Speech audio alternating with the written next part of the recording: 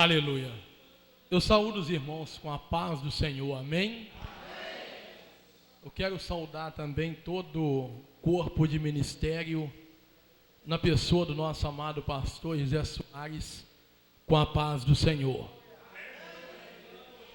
Irmãos, eu sei que o horário está escasso, amém? Eu sei que o horário está escasso, mas eu quero perguntar aqui nessa noite: tem alguém que quer ir embora para casa agora? Levanta a mão. Agora, 9:04. Tem alguém que quer ir embora para casa agora? Tem? Seja sincero. Amém? Não, né? Quem quer ficar aqui, levante a mão e glorifique o nome do Senhor. Aleluia.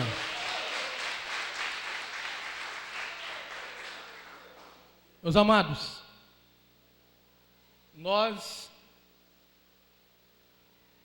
estamos aqui nessa noite na finalidade de juntos congratularmos na presença do Senhor este evento gostoso, que é esta festividade, que tem por tema: a glória da última casa será maior do que a da primeira. Aleluia. Eu quero que você abra sua Bíblia em Ageu capítulo 2. Nosso irmão presbítero Roberto irá abrir para mim no Salmo 93, verso 3. Mas antes eu quero te dizer algo aqui.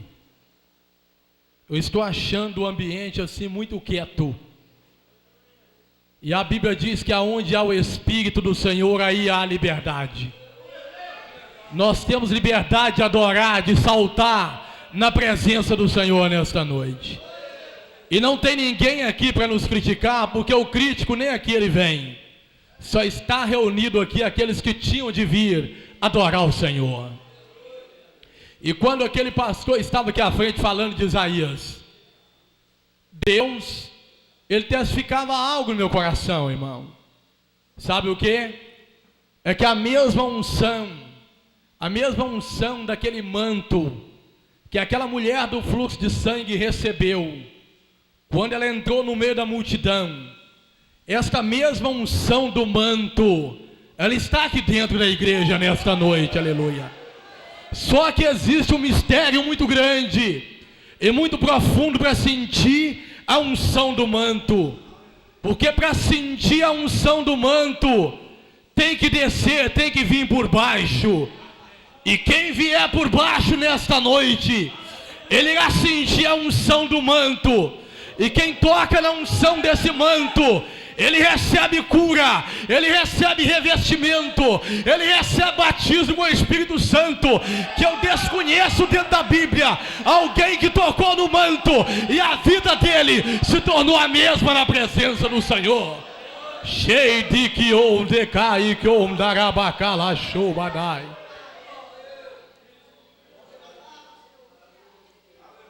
Presbítero Roberto irá abrir para mim Salmo 93, 3. E eu irei abrir Ageu capítulo 2, versículo 9. A glória desta última casa será maior do que a da primeira, diz o Senhor dos exércitos. E neste lugar darei paz, diz o Senhor dos exércitos. Aleluia.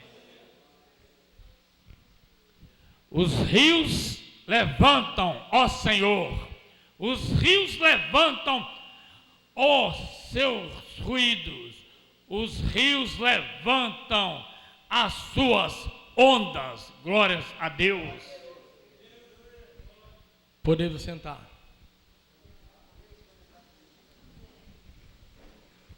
Eu quero que você fique na liberdade do Espírito. Vira para o irmão do seu lado, seu vizinho aí, e diga para ele assim, ó, fica na liberdade do Espírito.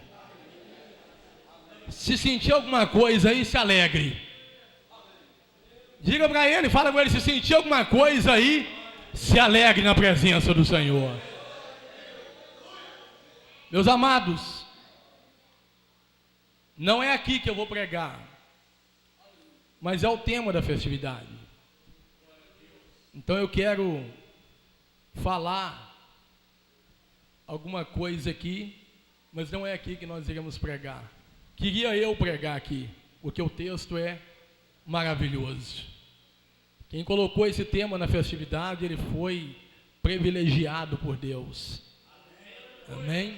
Não sei quem é que foi usado para lembrar deste texto, para buscar esse texto, mas foi esta pessoa agraciada por Deus. Meu amado, o nome Ageu significa festivo. No versículo 5 diz assim: segundo a palavra da aliança que eu fiz convosco, quando saíste do Egito, o meu espírito habita no meio de vós.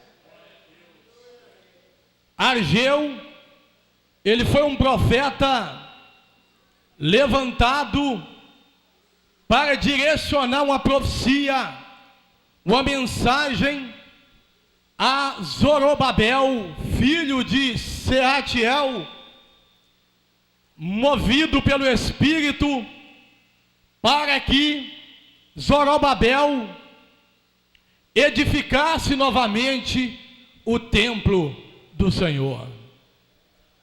E a dimensão desse templo era uma coisa muito extensa e maravilhosa aos olhos humanos, no tempo de Salomão. Era uma coisa gloriosa, não tinha quem entrasse ali dentro e não ficasse maravilhado, e não se regozijasse de tamanha obra. Quero te dizer também, que existe uma diferença muito grande entre um profeta e um sacerdote. Ageu era um profeta enviado pelo Senhor a profetizar acerca do restabelecimento do culto a Deus e da reconstrução desse templo que havia sido saqueado. Profeta, no grego, quer dizer aquele que fala fervendo em inspiração. Mas existe uma diferença entre o profeta e o sacerdote. É que o sacerdote, ele representa o povo diante de Deus. Ele leva a oferta do povo e apresenta a Deus. E o profeta, ele representa Deus no meio do povo, aleluia. O profeta, o sacerdote, quando ele vai falar, ele pensa naquilo que ele irá dizer. Mas o profeta, quando ele irá falar, ele fala sem pensar, aleluia. É por isto que a palavra profeta, no grego, quer dizer aquele que fala por inspiração divina, aleluia. Ele ferve em inspiração divina. Quando nós buscamos a palavra profeta, na raiz árabe, quer dizer nabi, ou seja, aquele que ferve em caixão. O que eu quero dizer nesta noite, meu irmão? Não adianta perseguir profeta, não adianta matar profeta, porque profeta, até quando ele morre, ele ferve na presença do Senhor. Foi isso que aconteceu com Eliseu. Estava lá os ossos, mas não eram os ossos do macumbeiro, não eram os ossos de um feiticeiro, não eram os ossos de um adúltero, eram os ossos de um profeta de Deus, aleluia.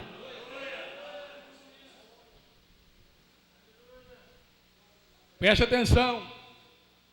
Zorobabel, o nome Zorobabel quer dizer semente da Babilônia. O que eu quero te dizer nesta noite? A glória da primeira casa, ela aconteceu no templo de Salomão. Mas a glória da segunda casa, ela continua na pessoa de Cristo, que entregou o seu sangue na cruz do Calvário, aleluia. O que eu quero te dizer nesta noite, meu amado? é que daquela semente que alguém acha que não irá dar nada, é que daquela semente que aos olhos humanos está perdida, é dessa semente que Deus irá fazer abundar a graça, é dessa semente que Deus irá saquear o bairro Fraternidade, é dessa semente que Deus irá saquear o bairro Jardim Pérola. Sabe por quê? A glória dessa última casa, ela será maior do que a da primeira, diz o Senhor dos Exércitos. Aleluia. Amado, nós vamos ficar por aqui e vamos começar a pregar na onde o nosso amado presbítero leu aqui agora, Salmo 93. Salmo 93, se você quiser abrir aí, para você recapitular o texto que o nosso irmão leu. Amém. Fica tranquilo que eu vou ser breve, irmão. Amém. Os rios se levantam. Os rios se levantam, ó Senhor. Os rios se levantam o seu ruído. Os rios se levantam as suas grandes ondas. Mas o nosso Deus nas alturas, Ele é mais poderoso do que o ruído das grandes águas, do que as poderosas ondas do mar. Amém? Pode fechar sua Bíblia. Eu quero pregar nessa noite, se Deus permitir, porque Deus colocou no meu coração um desejo muito grande aqui, de falar algo, um milagre que Ele fez na minha vida. Eu não era para estar aqui. Se eu estou aqui, não é por mérito meu e nem da igreja, é a misericórdia do Senhor que é a causa de nós não sermos consumidos. Mas eu quero nessa noite que você me ajude a nós memorizarmos o tema da mensagem nesta noite. Eu quero pregar nesta noite no tema: Jesus no barco não significa ausência de tempestade. Repita comigo: Jesus no barco não significa ausência de tempestade. Preste atenção, amado. Tem muita gente enganada por aí, porque acha que porque, vamos dizer, porque está bonitinho, igual eu estou aqui, terno, gravata, não é? Vamos dizer, porque tem uma posição dentro da igreja, porque tem um cargo. Ele acha que porque ele tem ele é uma pessoa de renome dentro de um ministério, vamos dizer assim, acha que ele não está sujeito à tempestade. Mas está muito enganado. Tempestade significa agitação violenta acompanhada de grande chuva. Tempestade tem um significado de temporal. Tempestade tem um significado de perturbação. Quando uma tempestade vem, ela não avisa. Quando uma tempestade vem, o risco é muito grande, porque aparentemente está tudo tranquilo. Eu costumo dizer que o perigo do crente é quando está tudo tranquilo na vida dele. O grande perigo do crente é quando ele está na bonança, porque quando ele está na bonança, ele amarra a rede debaixo da árvore. Quando ele está na bonança, ele forra o tapete na varanda. Quando ele está na bonança, ele manda a mulher fazer feijoada e vai comendo, e depois ele procura um lugar para deitar. A bonança traz um perigo muito grande. A bonança é onde o diabo, ele procura a ocasião para pegar o crente de surpresa. Quando o crente está na bonança, a ferramenta, muitas das vezes, ela está enferrujada. A ferramenta dá até teia de aranha nela. Quando o crente, ele está na bonança, o terno dele fica guardado dentro do guarda-roupa e faz bodas de prata, aleluia. Quando o crente está na bonança, o risco é muito grande, irmãos. A tempestade, ela pode vir justamente quando o crente, ele está na bonança. O salmista aqui, ele expressa a grandeza de Deus, a majestade de Deus no Salmo 93. Ele diz que os rios se levantam suas grandes ondas. Ele diz que os rios se levantam com fúria. Ele diz que os rios se levantam com seus grandes ruídos.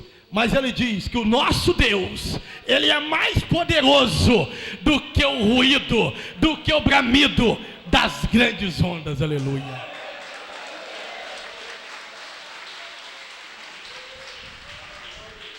Nesse ano de 2011, mais precisamente no dia 1º de fevereiro, eu sofri um acidente. Eu tinha acabado de chegar do Recife. Eu trabalhava em uma empresa, trabalhava a força de expressão que eu gosto de usar.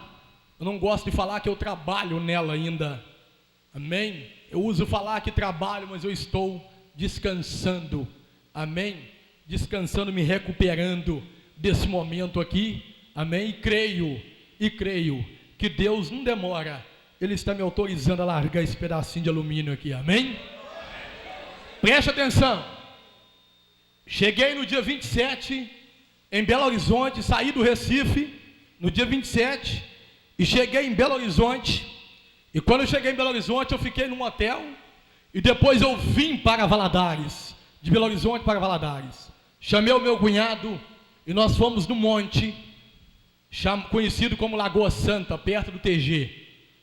Fomos ali orar, eu, meu cunhado, a minha esposa, e de repente, na hora de descer, um varão que eu nunca tinha visto na minha vida, ele me chamou e me disse assim: varão, eu quero orar por você. Eu disse assim: amém, pode orar. Eu creio, eu quero receber oração, sim. Ele disse assim: olha, eu via você envolvido num acidente. Eu via você envolvido num acidente. Você tem veículo? Eu falei: tem. Eu via você envolvido num acidente. E nesse acidente você era moído. Você era moído. Mas Deus me mostrava a mão de Deus entrando nesse negócio e te arrancando da morte.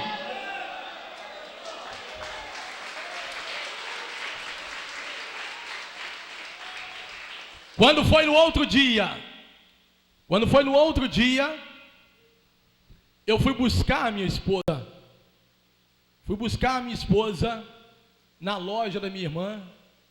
E de repente, irmão, no meio do caminho, me deu um branco, coisa que nunca tinha acontecido comigo. Tudo se apagou. Tudo se apagou.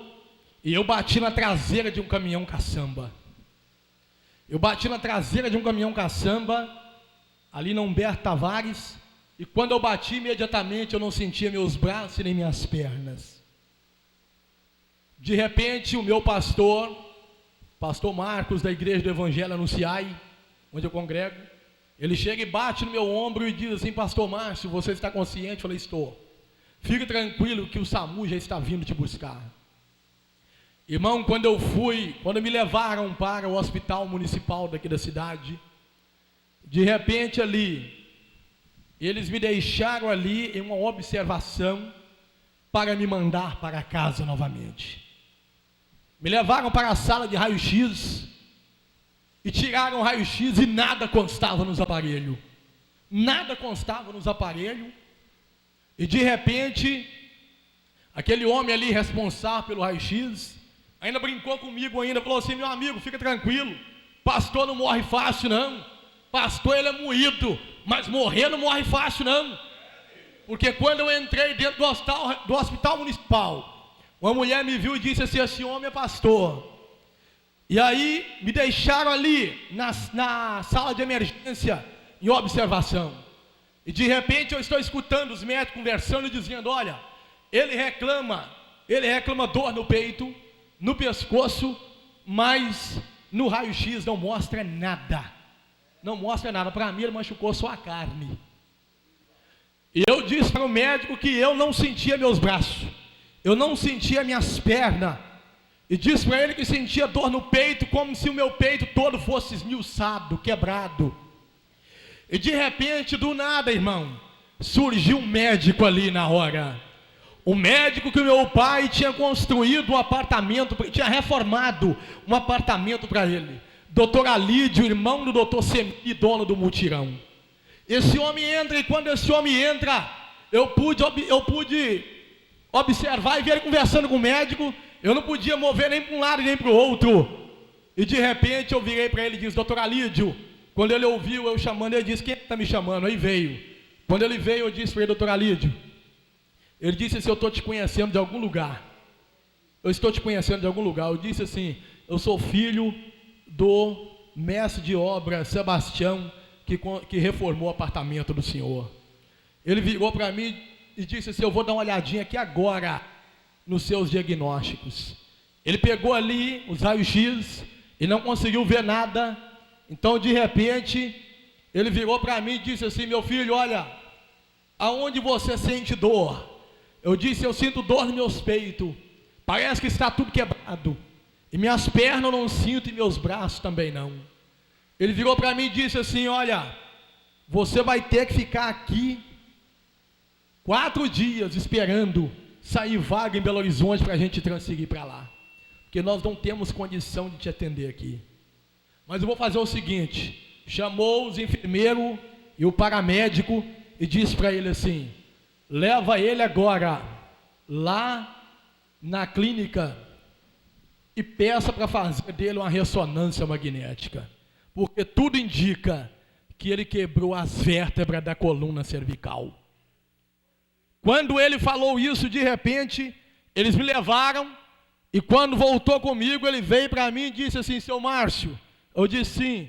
Ele disse: olha, nós vamos ter que transferir o senhor para Belo Horizonte, mas o senhor vai ter que aguardar aqui a vaga, porque o senhor quebrou as 2 vértebras da sua coluna cervical.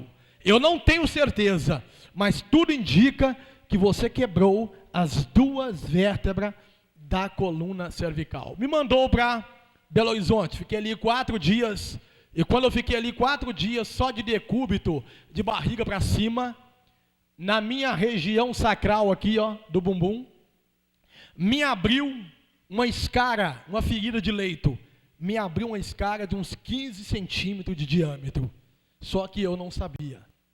Quando me transferiu para Belo Horizonte, foi juntamente comigo ali a minha esposa, que foi apresentada aqui agora há pouco. Ela me acompanhou para Belo Horizonte, ficou ali comigo, passando essa situação. Eu quero te dizer o seguinte: valorize o teu casamento. Valorize o teu casamento. E tem mais: se o diabo, isso que eu vou dizer no sentido espiritualmente falando, que a nossa luta não é contra a carne. Se o diabo apontar um dedo contra o teu casamento, estenda a mão inteira para ele, porque você tem autoridade para isso, no nome de Jesus.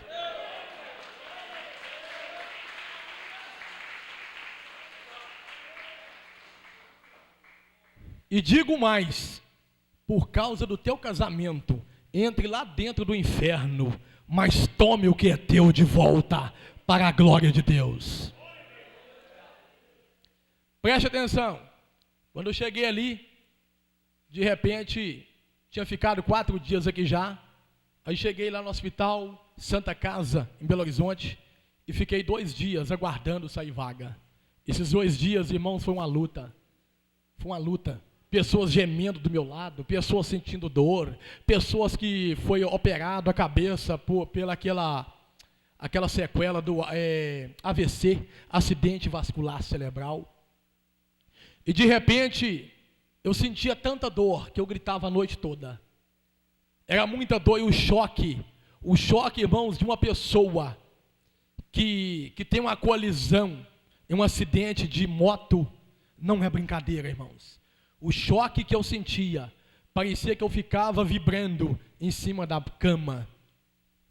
E de repente, entrava a noite, eu falava com Deus, que Ele tivesse misericórdia de mim, e retirasse toda a dor do meu corpo, que eu não precisava sentir tamanha dor, porque toda ela Ele tinha levado na cruz do Calvário.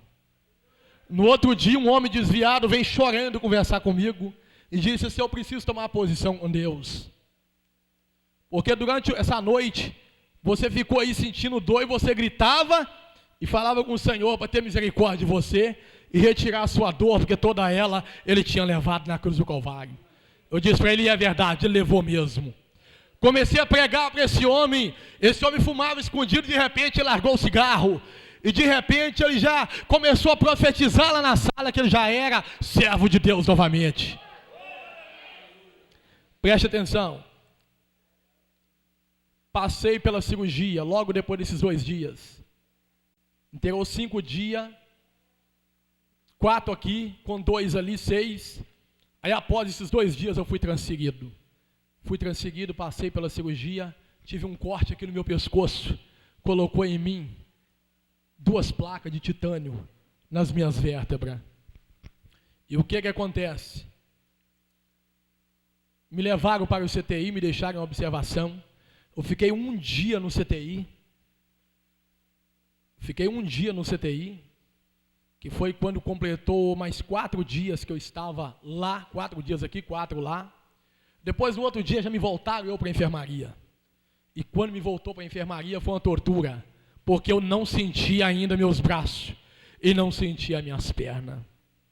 Mas quando fez 9 dias, querido, quando fez 9 dias que eu estava ali, quando completou os 9 dias, desse intervalo saindo daqui para ali, aí numa noite eu senti o meu dedo do pé esquerdo mexer.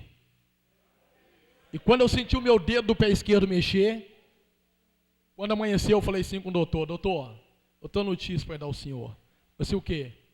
Essa noite o meu dedo do pé esquerdo mexeu. Você tem certeza? Eu falei assim: tenho absoluta. Eu vou buscar um material ali, vou fazer a prova. Eu falei assim: pode buscar, porque eu tenho certeza, eu não estou delirando não. Foi lá e buscou um martelinho, irmãos, de fazer teste de sensibilidade. Pediu que eu fechasse meus olhos e me deu uma martelada no joelho esquerdo. Eu dei um grito e disse para ele que isso devagar, que eu estava sentindo dor. Mandou fechar o olho de novo e bateu uma martelada de novo, agora na perna direita, na canela. E eu disse para ele para ir devagar, que eu estava sentindo dor. Ele virou para mim e falou assim: olha, eu quero te dizer uma coisa, seu Márcio. O senhor vai voltar a andar novamente.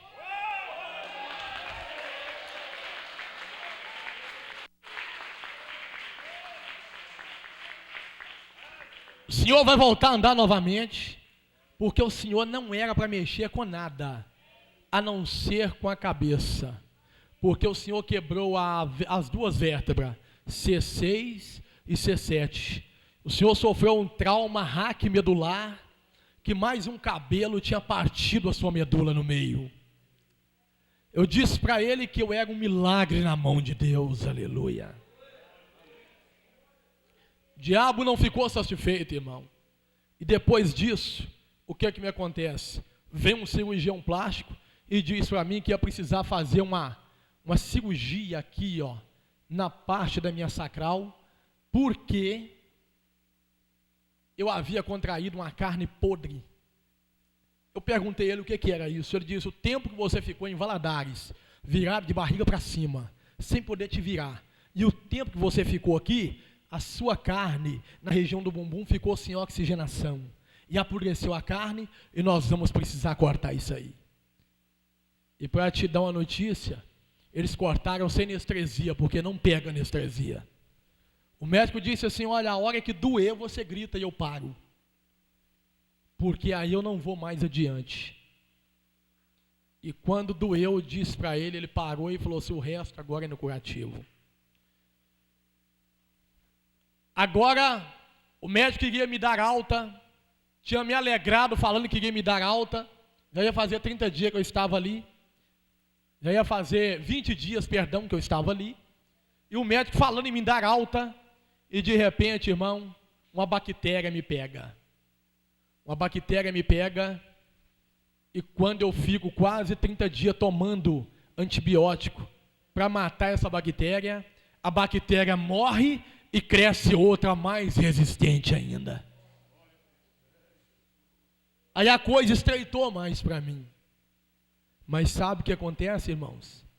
Tem hora que nós temos que entender também o trabalhar de Deus. Preste atenção.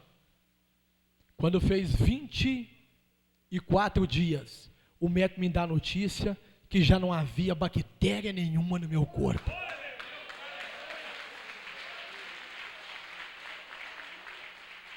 Falei: doutor, então o senhor vai me mandar embora agora? Ele disse assim: não, porque ainda tem carne podre para sair da região aí, da sua sacral, na base do curativo. Aí o que acontece, irmão? Vai ali para dentro da enfermaria que eu estava, eles colocam ali dentro, junto comigo, um jovem que tinha quebrado 3 vértebras, uma a mais do que eu. Colocam um jovem junto comigo ali que tinha paralisado os braços e paralisado as pernas.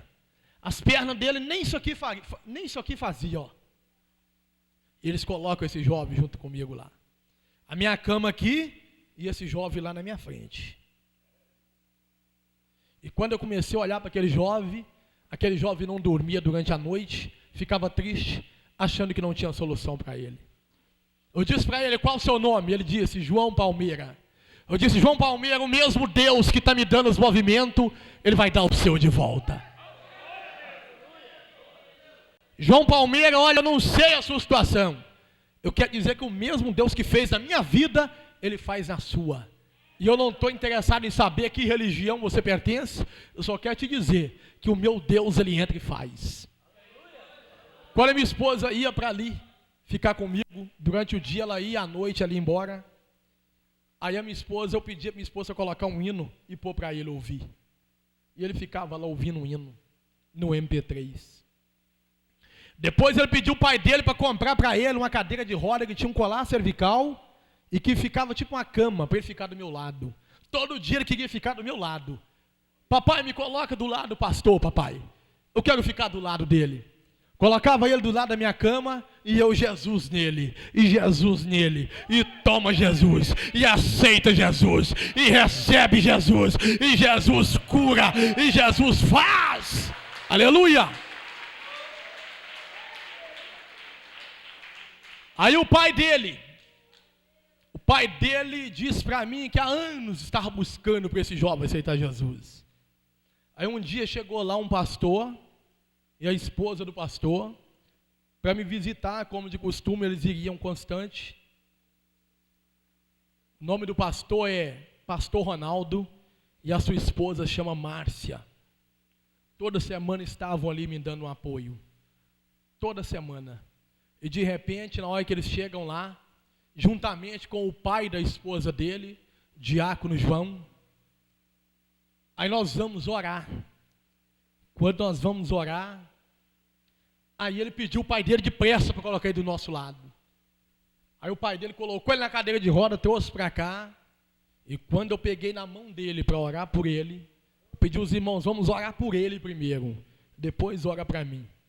Quando eu peguei na mão dele para nós orarmos por ele, eu vi uma grade e vi um ninho de guache enorme. Não é? Quem já frequentou roça aqui, não é sítio, conhece o que é isso. Eu vi um ninho de guache enorme. Eu virei para ele e disse assim: olha, do jeito que Deus colocou, eu vou te falar. Você não veio para aqui por acaso, para o hospital. Falei com ele. Se Jesus não abre uma porta dessa aqui para você estar lá fora, você estava morto. Porque a grade estava te esperando lá. Você estava envolvido com algo lá fora que o lucro era enorme na sua mão.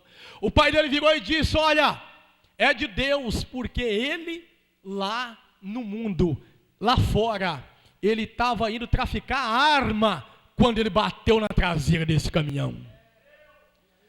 Pode falar tudo que Deus mandar. Falei assim: daqui para frente eu não dou nem um passo mais, porque o que tinha do Senhor falar, Ele já falou. Ele começou a chamar a enfermeira para trazer o violão e cantar um hino para ele. Quando é um dia de domingo, irmãos, ele aceita Jesus. Quando ele ganhou a alta, ele veio despedir de mim e disse para mim: pastor, eu sinto meus braços, mas as minhas pernas, o médico disse que eu nunca mais vou andar. Eu disse para ele: olha, com perna funcionando ou sem perna funcionando, o meu Deus irá sacudir a sua vida, na cadeira de roda ou fora da cadeira de roda. Uma coisa é certa: tu serás o instrumento na mão de Deus.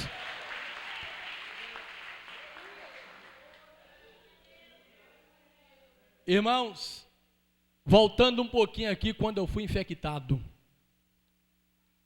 Infecção é uma coisa esquisita. Eu comecei a delirar, a falar coisa com coisa, segundo quem estava à minha volta. Foi quando essa infecção já estava fluindo dentro de mim.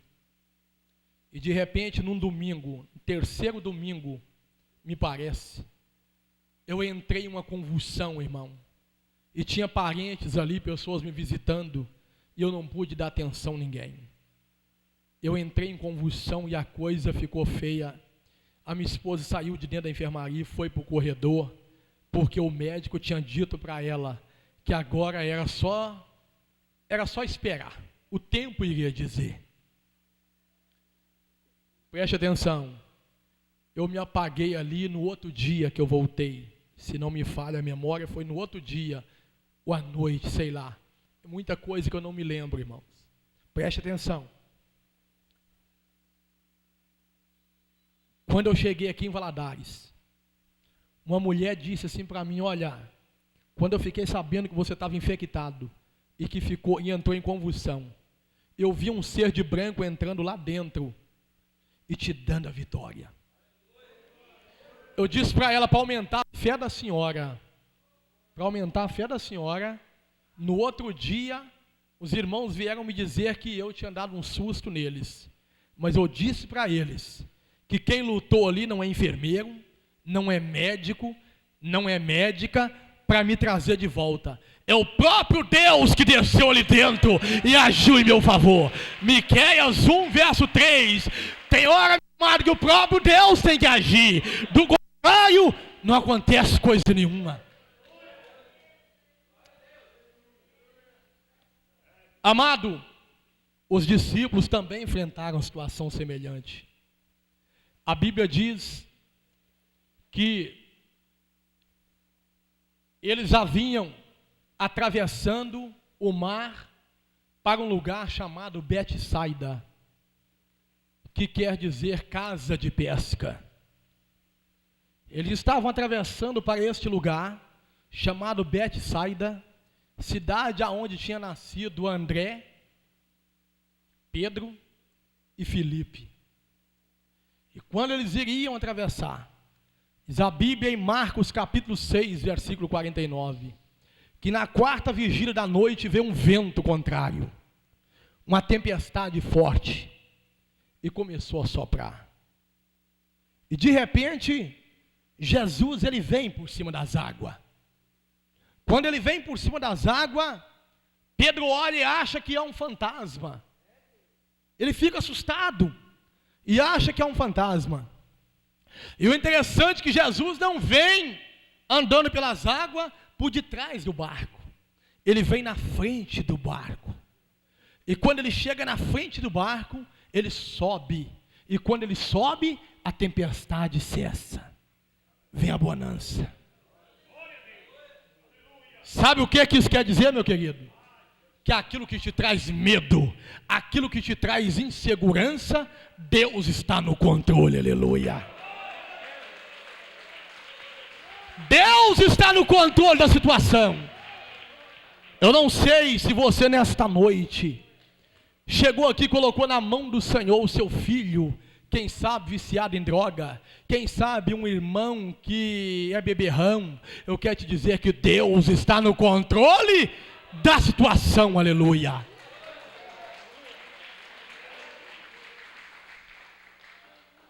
A Bíblia diz que Lucas também, em Lucas 8, 24, a Bíblia diz em Lucas 8, 24, que os discípulos tiveram uma outra experiência. Dessa vez eles não estão sozinhos dentro do barco. Jesus está lá dentro. Só que isso não significa que a tempestade não viria, meu querido. Não quer dizer porque Jesus está no seu casamento que a tempestade não virá. É aí que ela virá mais forte. Porque a resistência do teu casamento é porque Jesus está no centro dele, aleluia. Quem sabe na sua empresa, você é crente, coloca a sua empresa diante de Deus e acha que por isso a tempestade não virá. Aí é que ela virá, meu querido. Porque o que segura a tua empresa é porque o homem da mão furada está lá dentro, aleluia.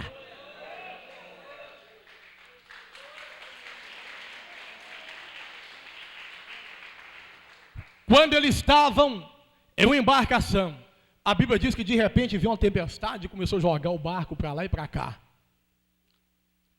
E de repente, a Bíblia diz que alguém lembrou que Jesus estava lá na proa do barco dormindo. correu lá e disse: mestre, mestre, acorda, nós estamos perecendo, o barco irá naufragar. Jesus vem e diz: olha, homens de pouca fé, até quando acreditareis que eu estou convosco? Olha, mar, acalma-te. Olha, vento, sossega-te. A Bíblia diz que tudo acalmou e veio a bonança.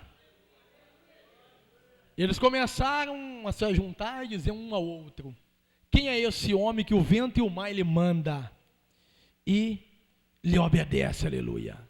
Eu quero te dizer que o vento, ele pode se levantar contra a tua vida, como nós lemos aqui nesta noite, os rios podem se levantar com fúria, mas eu quero te dizer, quem dirige a tua vida é aquele que criou o vento, é aquele que criou o mar. Quando ele conversa com o vento sabe quem está falando. Quando ele conversa com a água sabe quem está dizendo e obedece a sua voz. Quando os crê nisso, levante a mão e glorifique o nome do Senhor, aleluia.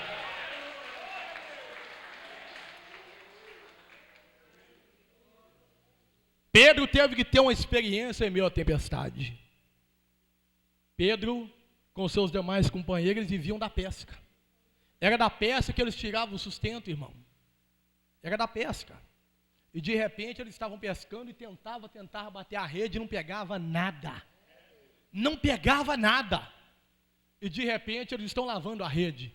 Enquanto eles estão lavando a rede, Jesus está alimentando a multidão lá na beira da praia. Quando eles encostam o barco, Jesus sobe em cima do barco deles, ministra a palavra. Preste atenção aqui. Jesus sobe em cima do barco e ministra a palavra. Ele poderia ter ido lá com eles e entregado os peixes para eles. Não. Ele pegou o barco, usou ele, subiu em cima dele e ministrou a palavra. Quando ele terminou de ministrar a palavra, ele virou para eles e falou assim: volta o barco para lá, para o alto mar novamente. Aí eles voltaram. Quando eles voltaram, Jesus falou assim: agora lança a rede à direita do barco. A Bíblia diz que Pedro virou e falou assim: mestre, nós trabalhamos a noite toda e não pegamos nada.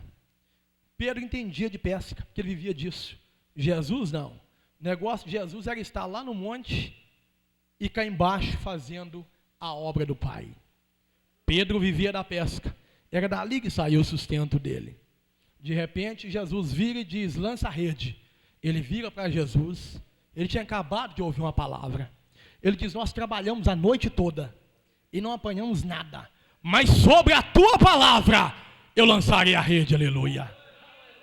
Às vezes, você despreza o melhor da festa. Às vezes você vai na igreja e ouve o louvor. Quando chega na hora da pregação, você vai embora. Você está deixando as armas de guerra para trás. Ninguém vai entrar no território do inimigo sem as armas de guerra. Quando você ouve a palavra, acende uma luz no seu coração, e o diabo fica mais endemoniado ainda. Ele coloca a mão na sua cabeça, se é que ele tem, ele coloca a mão na cabeça dele e diz: com esse aí eu não posso mais, porque ele descobriu a ferramenta forte que o homem tem lá em cima, aleluia.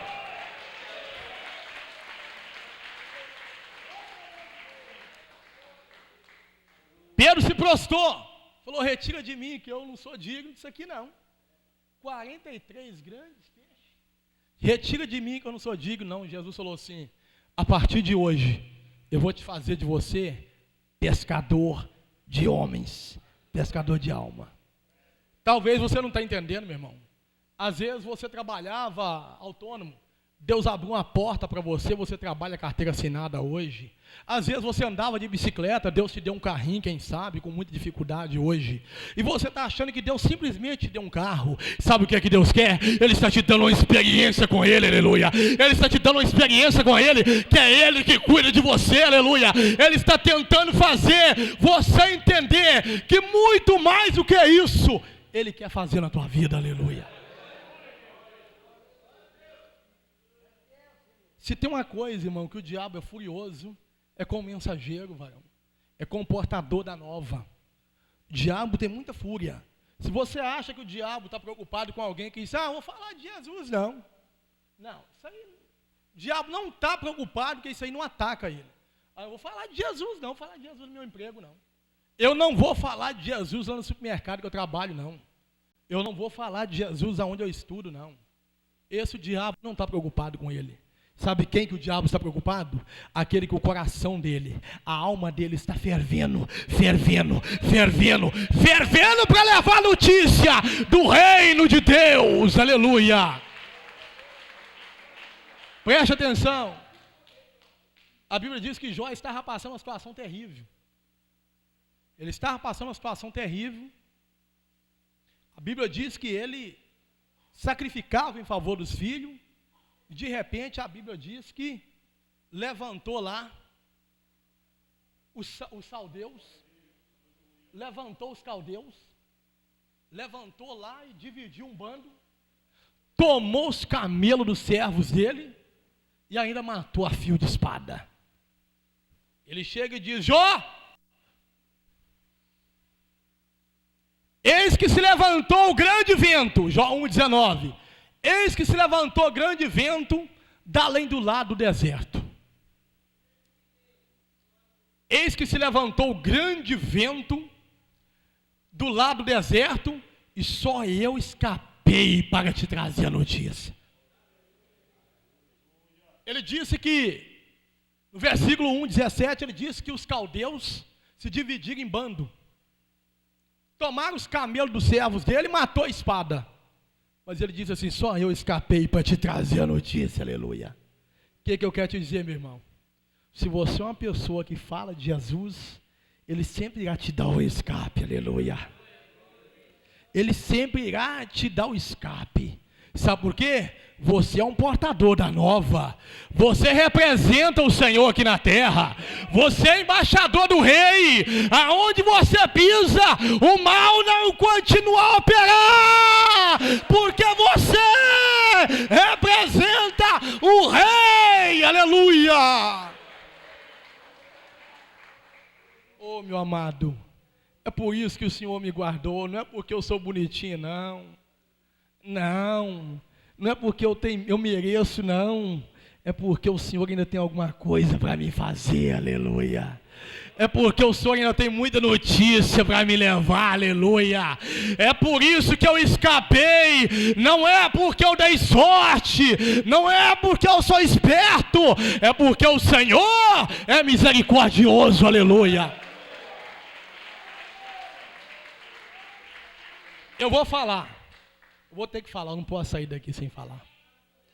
Tem pessoa aqui nessa noite que já era para estar morto. Já era para estar morto. Por um infarte. Tem pessoas aqui que escapou do infarte. Tem pessoas aqui que escapou de um derrame. E está aqui. Está aqui nessa noite.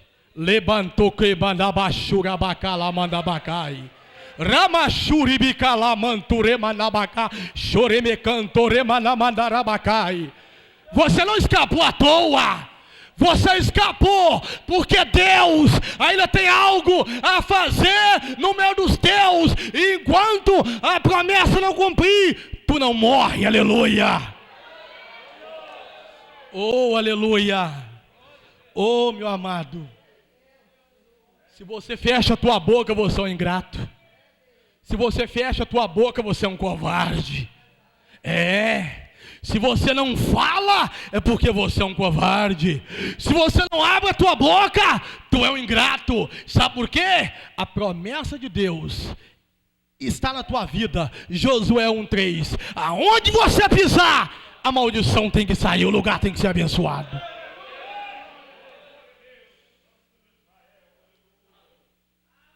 Quem eram os caldeus naquela época? Os caldeus simbolizavam os adivinhos. Os adivinhos. Os adivinhos hoje, cartomante, são os caldeus daquela época. Deus não tem compromisso com o adivinhador, aleluia. Deus não tem compromisso. Deus tem compromisso com um povo zeloso, especial e de boas obras, aleluia. Preste atenção.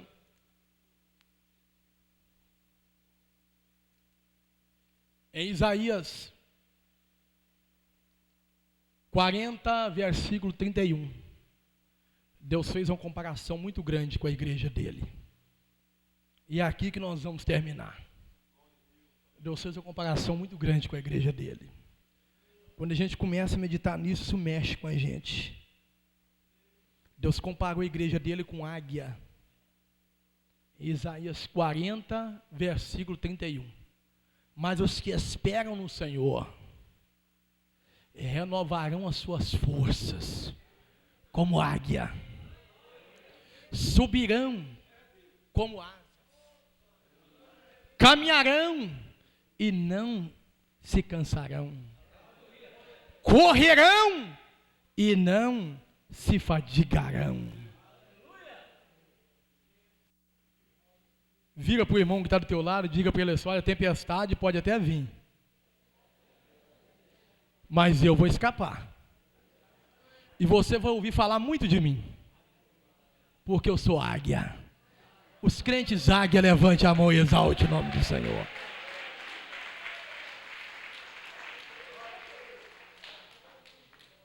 Preste atenção.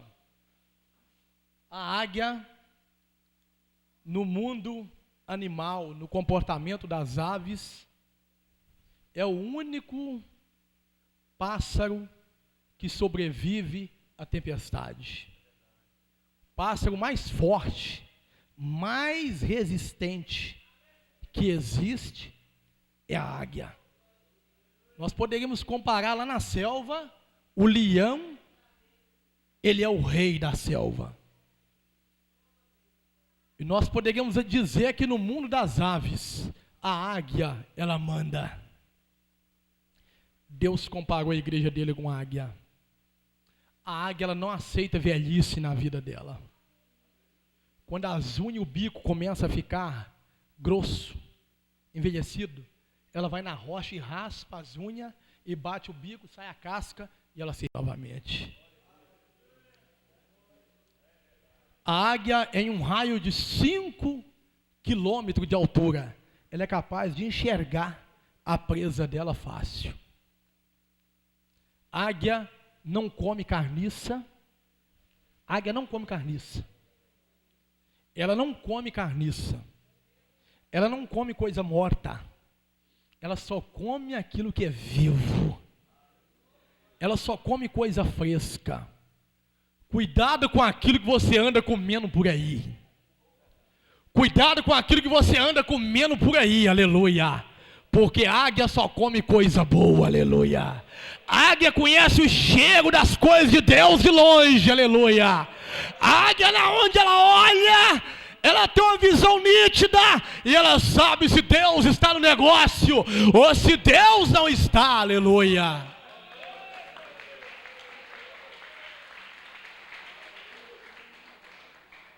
A águia, ela é um pássaro histórico. É o pássaro mais velho da antiguidade. Na antiga Babilônia, os soldados tinham o seu brasão, o símbolo da águia. É um pássaro histórico. A águia, ela não aceita intruso no seu ninho, não. Não aceita, não. Ela é fiel ao seu companheiro águia e não aceita intruso. Amém? A águia, ela não bebe água suja, querido. Ela não bebe água suja. Não bebe. E tem outra coisa que eu vou falar aqui agora.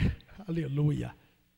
Tem outra coisa que eu quero dizer aqui agora, e isso é profundo, guarda bem. Preste atenção.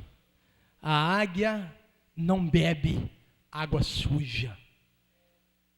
A águia, não bebe água suja e também não come coisa morta, só come aquilo que é vivo. Come coisa fresca. E outra coisa, ela não vive em cativeiro. Se prender a águia, ela morre. Se prender a águia, ela fica triste. Se prender a águia, ela não sobrevive, que ela não vive no cativeiro. Ela é livre. O que eu quero te dizer?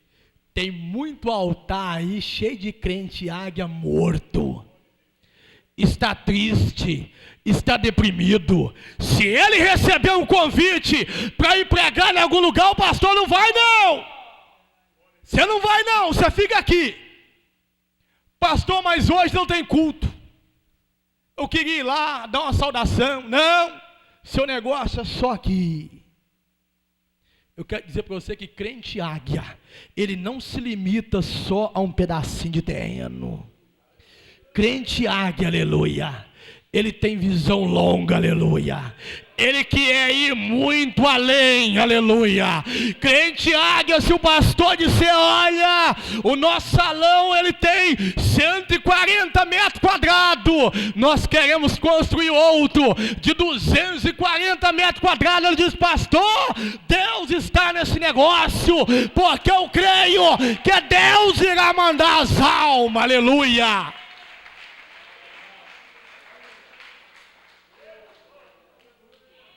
Ô meu amado, tem muito homem de Deus aí com meninice. Você não pode ir lá não, vai lá não. Parece que está achando que o irmão vai e vai ficar lá. Águia sabe o que é que come, irmão. Águia sabe o que é que faz bem para ele. Ó, você não vai visitar lá não. Como se ele mandasse no irmão. Como se o irmão fosse uma propriedade dele. Eu quero te dizer uma coisa, Deus está operando aqui hoje, na igreja pentecostal Vida e Paz, está operando na igreja Assembleia de Deus, está operando na igreja metodista wesleyana, está operando na presbiteriana, aonde estiver 2 ou 3, reunido o nome dele, ele está operando maravilha, aleluia.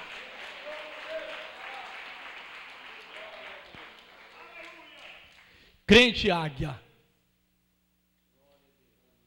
águia, ele não pode ficar em cativeiro. A águia é uma ave que ela é monógama. A águia não aceita a poligamia, ela é monógama. Ela só aceita o seu companheiro. Ela é fiel ao seu companheiro. Intruso não entra no ninho. Ela não se prostitui. Deus comparou a igreja dele com a águia. Para terminarmos, a águia, se a tempestade vier, ela tira proveito na tempestade. A tempestade vem e a águia ela entra no centro da tempestade.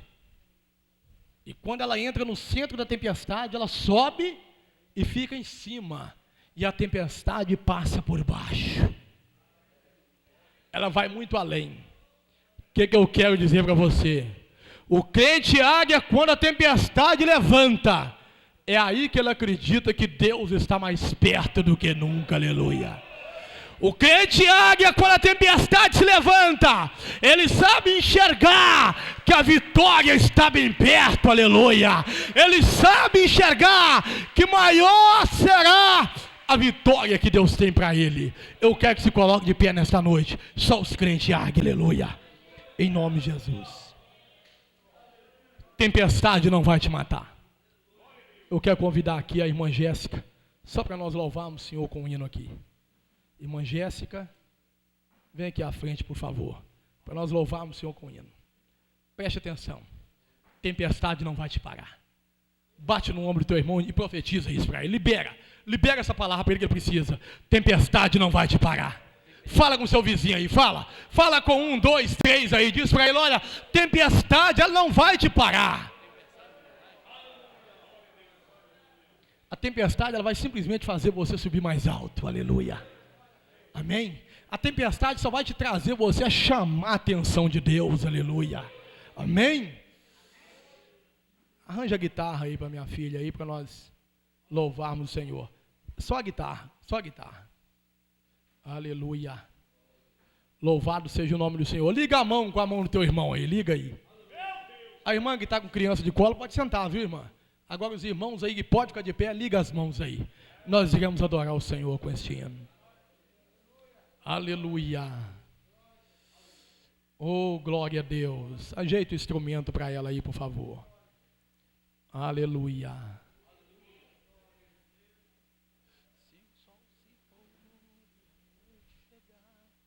Aleluia. Essa aí é minha filha, irmãos. Amém. Glórias a Deus. Louvado seja o nome do Senhor. Aleluia. Feche os teus olhos e começa a falar com Deus. Só você e Deus no seu pensamento. Começa a adorar Ele, aleluia. Adora Ele. Enquanto você adora a Ele, Ele está lá acalmando a tempestade, aleluia. Se o sol se pôr e a noite chegar, Tu és quem me guia. Se a tempestade me alcançar, Tu és meu abrigo. Se o mar me submergir, a Tua mão me traz à tona pra respirar e me faz andar sobre as águas. Tu és o Deus da minha salvação. És o meu dono, minha paixão, minha canção e o meu louvor.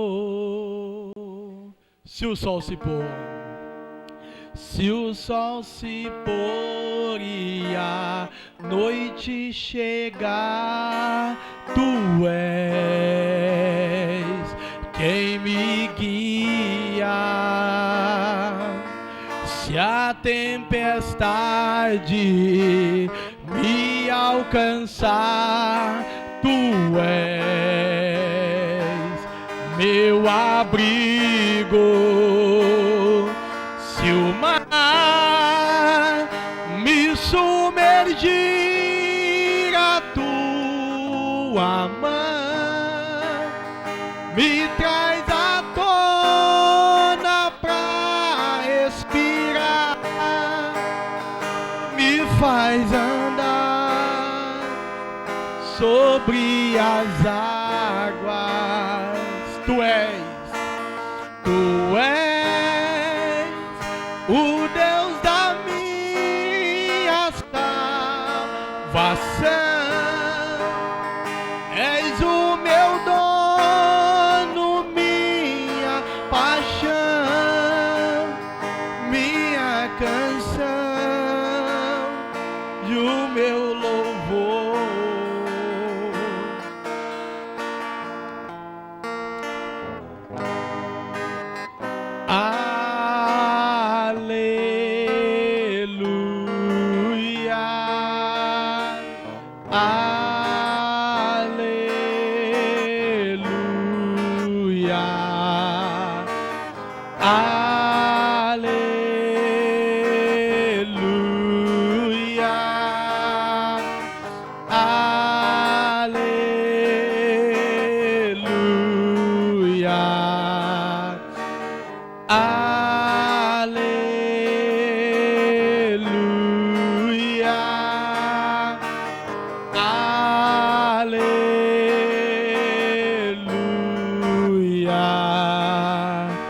As palmas adorem o Senhor, aleluia. Podemos assentar.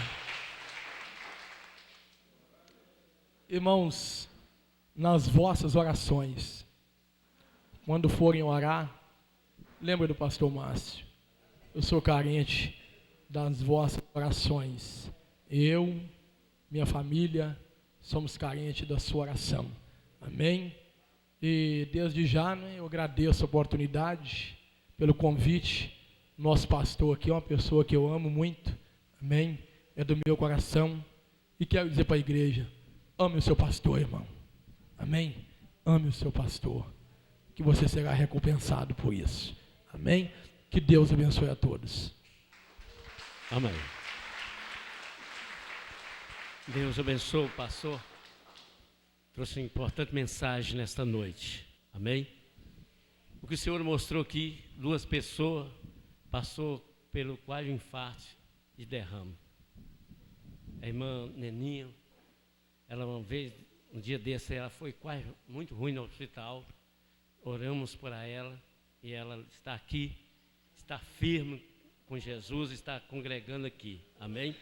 A segunda pessoa foi o Roberto. Fiquei sabendo que ele não estava passando muito bem. Mas Jesus tem uma obra na sua vida, Roberto. Em nome do Senhor. Amém? E Deus abençoe. Vamos ficar de pé, vamos orar. A oração do Pai Nosso, que foi muita oração nesta noite. Aleluia. Põe a mão no seu coração. Eu quero agradecer o grupo de senhora da Quadrangular, da pastora Silva. Pastor Silva, né? Deus abençoe. Eu sou muito querido dos irmãos, sempre tenho pregado na Quadrangular. Graças a Deus. Quarta-feira estarei pregando na Quadrangular, ali no Kenneth.